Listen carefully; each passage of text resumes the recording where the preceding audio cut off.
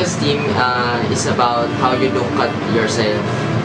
Parang kung paano mo tinitingnan yung sarili mo. One big factor of having a low self-esteem is the environment.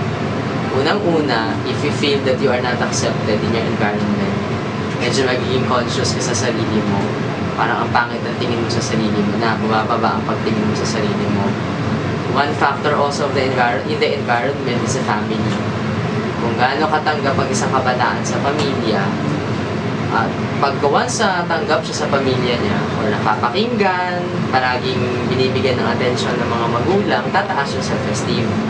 Pero kung feeling niya palaging nane-neglect na parents, halimbawa, walang time ang magulang, both of them are busy working, or kahit nagtatrabaho, umuwi sa bahay, pero wala namang bonding time with the parents, so mararamdaman ng isang kabataan na hindi siya mahalaga sa pamilya.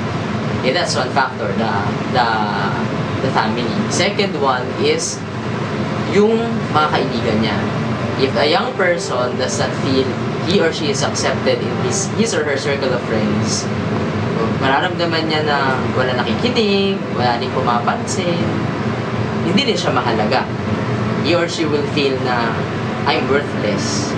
Pangatlo, one big factor also of having a low self-esteem is how you look at yourself. Ikaw mismo, sa sarili mo. Right now, we have what we call the phenomena of selfie. We are in the generation of selfie, di ba?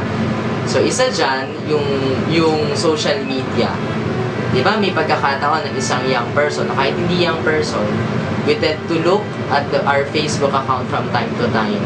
Some of them, kaya nila tinitingnan yung Facebook nila ay para makapag-stalk sa friend. Hindi naman not necessarily stalk, para makita kung ano na nangyayari sa kaibigan na to. Kapag ganon ang palaging ginagawa or activity ng isang kabataan, he or she tends to compare his or herself with other person. Diba? Kung palaging, pati yung masarap na pagkain, pinipicturean ng isang kaibigan sa Facebook, then ipinopost niya, tapos ako wala akong makain. So I tend to pity myself. Okay? Tapos pati yung mga happy memories, pupunta sa ganitong lugar, ipinopost, tapos nakita ng isang kaibigan, lungkot ako. Diba? Unconsciously, at the back of the mind of the young person, I compare myself with my friends. Kaya, bumababa ang tingin ko sa sarili ko. So, yun lang naman ang karaniwang cause ng low self-esteem. Family, the society, or the community around, and yourself. Wala naman taong nilikha ang Diyos na mababa ang self-esteem. The low self-esteem is brought about by the environment itself.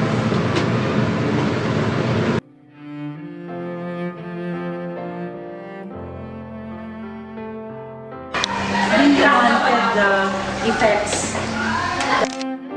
Okay, so the bad effects of low self-esteem, it does not allow you to come out with the best of who you are. Okay? So your strengths are blocked when you have low self-esteem. A person who has low self-esteem has the capacity to be anything that he wants to be, or to be anything that she wants to be. But because you do not believe in yourself, then you are not able to bring out your potential. Okay, so that is what happens. And after a while, your belief system, which is very negative, now becomes a reality. So when you tell a person with low self-esteem who says, I cannot do it, okay, after a while, we really believe that, and after a while, it will become his truth that he cannot do it. But actually, what has been happening is that he can, but he has convinced himself that he cannot, or she cannot. Okay? So that is the worst effect of low self-esteem. When you become unaware about your strengths, but you focus more on your weaknesses. Okay?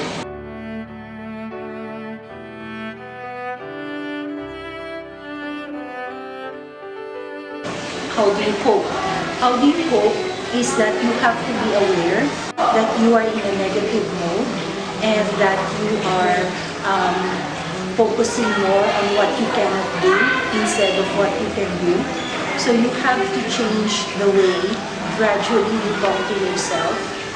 Like for example, like what you did earlier, when you list down your strengths, when you list down what it is that you are good at, when you ask your friends to help you enumerate what they see that is good about you.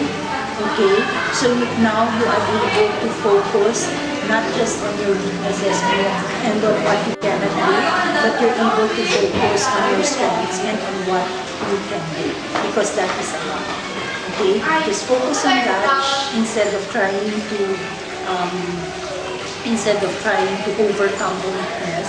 Focus on your strength, develop it, and that is how you increase your self-esteem. Huwag kayong papasok sa areas na hindi na kayo magaling. Okay? So if you are good in the arts, if you are good in the sciences, if you are good in other things, in sports, that's what you focus on, because that is going to be the source of your self-esteem.